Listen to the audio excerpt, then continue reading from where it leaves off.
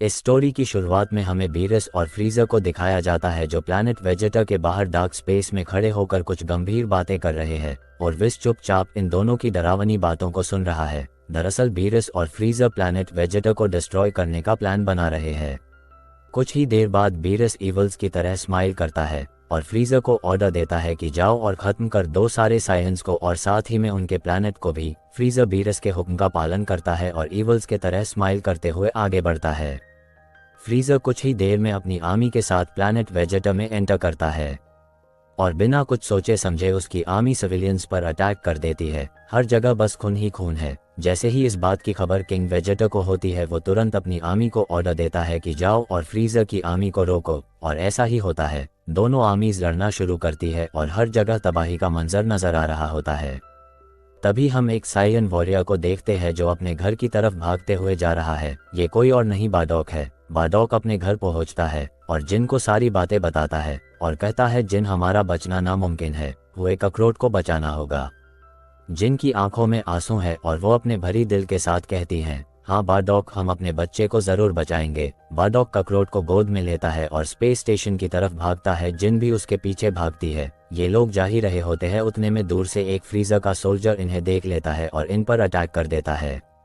बाडॉक उससे एक हाथ से लड़ता है और दूसरे हाथ में ककरों को पकड़े रहता है। जिन भी सोल्जर पर अटैक करती है, लेकिन वो सोल्जर जिन को धक्का दे देता है जिससे उसका सिर चट्टान पर जा लगता है। बाडॉक ये देखकर बहुत गुस्से में आ जाता है और सोल्जर से उसकी गन छीन लेता है और बिना रुके सोल्जर के सिर पर गन फायर करता है। लगभग 1000 बुलेट्स बाडॉक फायर करता है। सोल्जर का धड़ बिना सिर के जमीन पर गिरता है। बाडॉक जल्दी से गन फेंकता है और गिने के पास जाता है और गिने के सिर से निकल रहे खून को अपने हाथों से पोंछता है। जिन, आई एम सॉरी, लेकिन हमें कैसे भी ऐसे निकलना होगा, प्लीज चलो। जिन जैसे तैसे बाडॉक का सहारा लेकर उठती है और आगे बढ़ती है। दोनों स्पेस स्टेशन पहुंच जाते हैं। जिनकी नज़र एक स्पेस पॉड पर पड़ती है। वो बाडॉक से कहती है, बाडॉक देखो वहाँ। बाडॉक जल्दी से ककरों को उस स्पेस पॉड में बैठा देता है। जिन और बाडॉक लास्ट टाइम अपने बच्चे को किस करते हैं। दोनों की आंखों में आंसू होते हैं। जिन रोते हुए बाडॉक को गले लगाती है और कहती है, बाडॉक, क्या कोई और रास्ता नहीं है? मैं अपने बच्चे के बिना नहीं रह सकती। तभी बाडॉक गिने के सिर पर हाथ फेरते हुए कहता है, मेरी प्यारी जिन, हमें ये करना ही होगा वरना हमारी तरह। बाडॉक आगे बोलने ही वाला होता है, उतने में गिने उसके मुंह पर हाथ रख देती है और कहती है, बस आगे मत कहना। दोनों जल्दी से स्पेस पॉड पर लोकेशन अपलोड करते हैं और फिर हम फायरिंग की आवाज आती है। जी हाँ, फ्रीज़र की आर्मी यहाँ भी आ चुकी है। बाडॉक जिन से कहता है, तुम लॉन्चिंग की तैयारी करो, मैं इन्हें देखता हूँ। बाडॉक फ्रीज़र के सोल्जर्स पर भारी पड़ रहा होता है। बाडॉक फ्रीज़र के एक सोल्जर के मुंह में हॉर्न घुसा देता है और उसे उसके मुंह से फाड़ देता है। ये देखकर बाकी के सोल्जर डर कर भागने लगते हैं। तभी एक सोल्जर वॉकी टोकी पर कहता है, यहाँ पर और सोल्जर्स भेजो। वो इतना बोल ही पता है, उतने में बाडॉक उसकी गर्दन उसके धड़ से उखाड़ फेंकता है। बाडॉक फ्रीज़र के सोल्जर को भागते हुए स्पेस स्टेशन के बाहर आ जाता है। उसे एक आवाज सुनाई देती है, अटैक, यही है वो बंदर। बाडॉक सिर उठाकर देखता है और हक्का बक्का रह जाता है। हजारों में फ्रीज़र की आर्मी आ चुकी है। बाडॉक जोर से चिल्लाता है, जिन जल्दी लॉन्च करो। जिन बाडॉक की आवाज सुनकर जल्दी जल्दी हॉर्न चलाने लगती है और फिर कुछ ही देर में हम बाडॉक की आखिरी आवाज सुनाई देती है, जिन का करो, आई एम सॉरी। जिन लॉन्च बटन दबा देती है और स्पेस पॉड लॉन्च हो जाता है।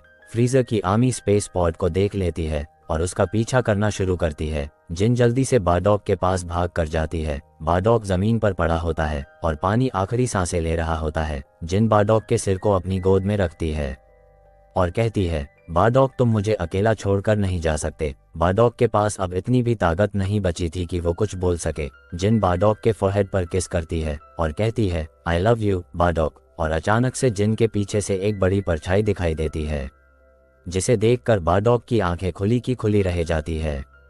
अब हम फ्रीज़र की आर्मी को देखते हैं को पॉड को रोकने में असफल हो चुके हैं। पॉड प्लैनेट वेजेटा से बाहर निकलता है और विस ये देख लेता है। विस बीरस से कहता है, वो देखिए माय लॉर्ड, कोई भागने की कोशिश कर रहा है।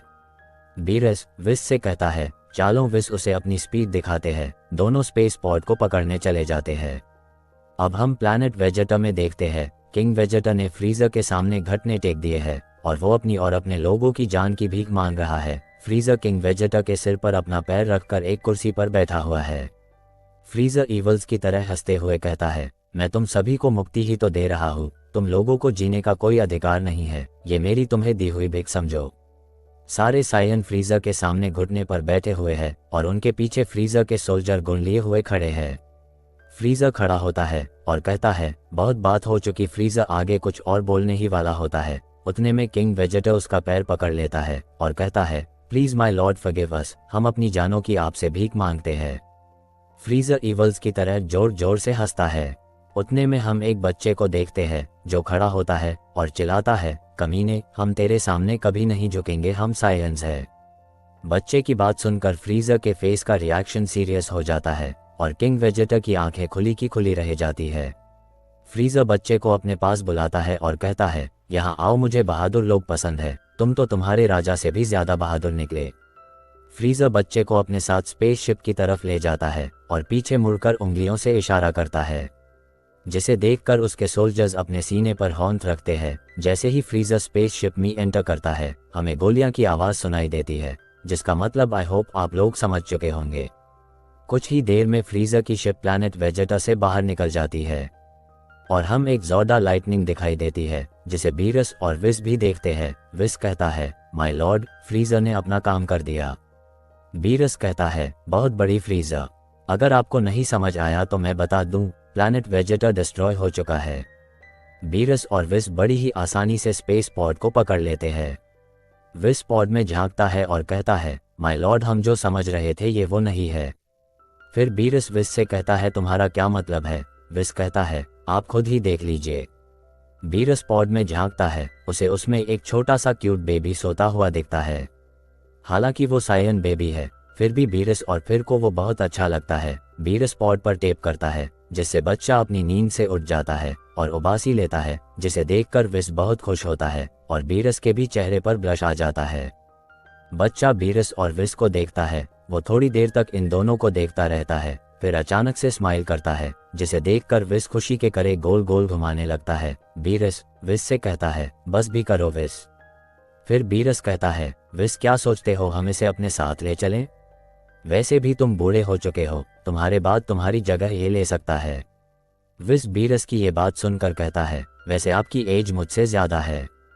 विस बीरस के सर पर टैप करता है और कहता है, चलो यहाँ से बेवकूफ।